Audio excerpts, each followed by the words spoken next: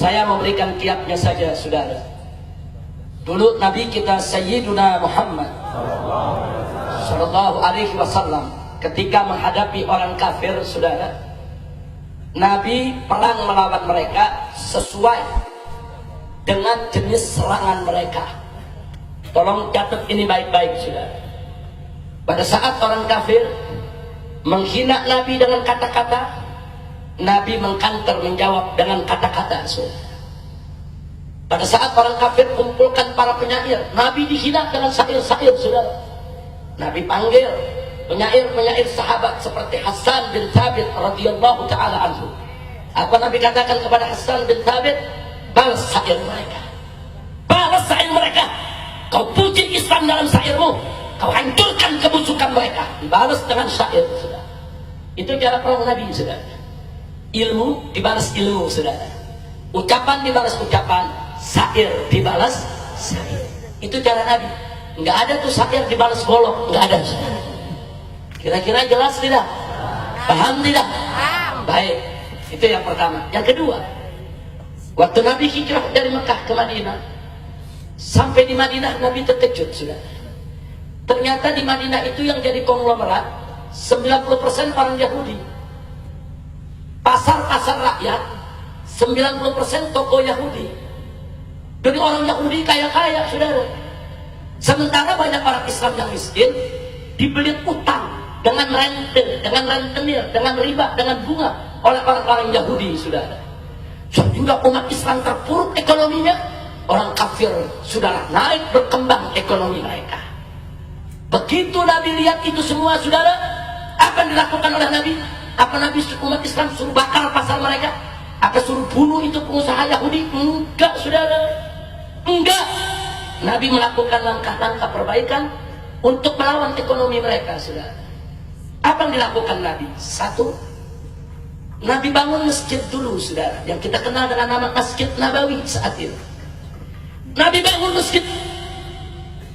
Setelah masjid jadi, Nabi perintahkan kepada para sahabat untuk sholat 5 waktu rutin di masjid, saudara. Coba-coba ada sahabat yang absen, saudara, ditegur sama Nabi. Sampai ada orang buta minta izin kepada Nabi, ya Rasulullah, aku buta ya Rasulullah. Di jalanan banyak anak-anak bermain lari ke sana kemari. Apa bisa aku sholat di rumah? Nabi nggak kasih izin, saudara. Ada apa gerangan yang Nabi lakukan, saudara? Ya, Nabi sengaja membangun masjid dan ingin mengumpulkan umat Islam satu kota Madinah, saudara. Untuk apa? Kalau mereka sholat 5 waktu sehari di masjid, subuh, zuhur, asar, maghrib, isya, tiap hari, berarti umat Islam yang ada di Madinah sehari semalam, setiap hari bisa 5 kali bertemu silaturahmi di antara mereka, saudara. Kalau kita tiap hari ke masjid, saudara, sehari 5 kali ke masjid, seminggu, sebulan, setahun, saudara, yang tidak kenal menjadi kenal, yang sudah kenal menjadi akrab, yang sudah akrab, saudara, akan menjadi saling sayang. Kalau sudah saling sayang, mereka akan saling membantu dan menolong, saudara. Ini yang dikerjakan oleh Nabi, saudara. Sengaja tiap hari Nabi pimpin, saudara. Dan setiap Nabi salam, assalamualaikum terakhir, Nabi periksa. Kemana si fulan? Kok nggak hadir? Kemana si anu? Kok nggak datang? Kalau sakit Nabi tengokin. Kalau coba-coba dia tinggalkan itu sholat dengan sengaja, nggak mau sholat berjamaah, Nabi datang, Nabi tegur, saudara. Luar biasa. Dan ternyata, saudara, cara Nabi berhasil. Orang satu kota Madinah saling kenal. Nggak ada sahabat yang nggak kenal satu sama lainnya, saudara. Semua saling kenal. Ini dengan ini kenal, ini dengan ini kenal, saudara. Bahkan mereka mulai akrab, punya teman-teman baik, saudara, di dalam masjid. Alhamdulillah. Yang ketiga, begitu masjid sudah berdiri, sholat berjamaah sudah jalan, mereka sudah saling kenal, bahkan bersahabat, saudara. Nabi kumpulkan muhajirin dan ansor dalam masjid. Apa yang Nabi lakukan? Nabi persaudarakan, saudara. Diambil satu muhajirin, diambil satu ansor, ayo kau bersaudara. Kau sudah dekat kan? Kau dengan kau dekat akrab, ya sudah kau bersaudara. Yang satu lagi, kau dengan kau sudah baik kan? Sudah bagus kan hubungannya? Kau bersaudara, dipersaudarakan semua. Setiap satu muhajirin punya satu saudara ansor, saudara. Nah begitu udah Nabi pasang-pasangin. Lalu apa yang dilakukan oleh Nabi? Nabi sampaikan kepada para ansor, sekarang kau bawa pulang ke rumahmu ini orang muhajirin. Kau berbagi suka dan duka. Apa yang kau punya berikan kepada saudaramu. Itu ansor saudara perebut. Dia bawa saudara muhajirinnya, dia bawa pulang ke rumah. Begitu duduk di rumah saudara, dia keluarkan semua hartanya dari lemari, emasnya, harta bendanya. Ini hartaku, ayo kita bagi dua. Separuh untuk ansor, separuh untuk muhajirin saudara. Bahkan ada yang dibawa ke kebunnya, ini kebun saya, kita bagi dua. Separuh untukmu, separuh untuk kamu. Kenapa Nabi lakukan itu saudara? Sebab walaupun orang ansor tidak mampu bersaing dengan orang-orang Yahudi, tapi setidaknya sebagai pribumi mereka masih punya rumah, mereka masih punya kebun, mereka masih punya harta benda. Sedangkan orang-orang muhajirin, mereka tinggalkan kekayaan mereka di Mekah, kekayaan mereka dirampas oleh orang-orang kafir. Saat mereka datang ke Madinah, mereka sebagai fukara, masakin, mustad'afin, orang lemah saudara. Tapi satu hal Nabi tahu, kelebihan muhajirin pintar berniaga, kelebihan muhajirin jago dagang saudara. Muhajirin kalau dikasih modal, dia akan mampu untuk menyaingi pedagang Yahudi saudara. Makanya Nabi persaudarakan. Bahkan Abdurrahman ibn Auf dibawa oleh seorang ansor. Ayo Abdurrahman, kau datang ke rumahku.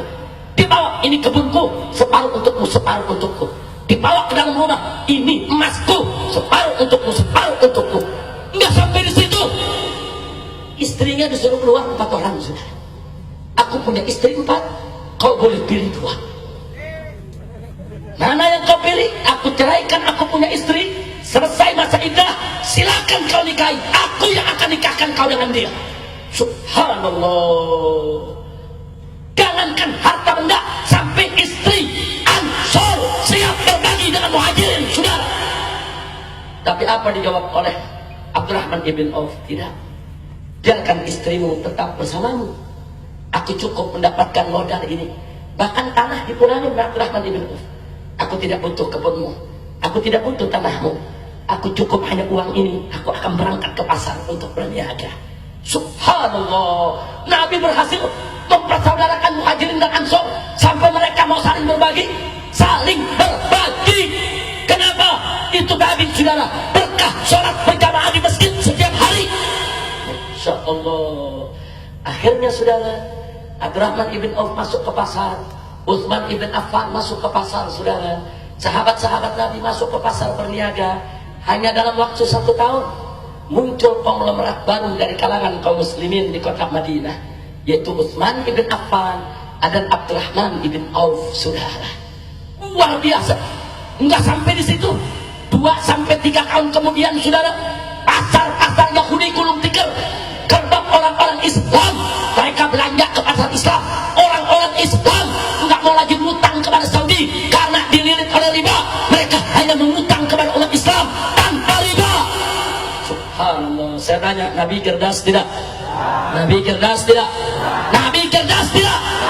Syair dilawan dengan syair, ucapan dilawan dengan ekonomi, dilawan dengan itu. Kita punya Nabi saudara.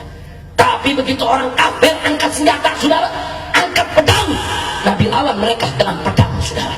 Pedang dilawan dengan pedang, syair dilawan dengan syair. Itulah Nabi kita Sayyiduna Muhammad sallallahu alaihi wasallam. Maka itu saya mau ajar, ini di negeri kita ekonomi dikuasai oleh orang kafir, betul? Betul? Nah kalau kita tahu dikuasai oleh orang kafir, jangan kita putus asa. Contoh Nabi saudara.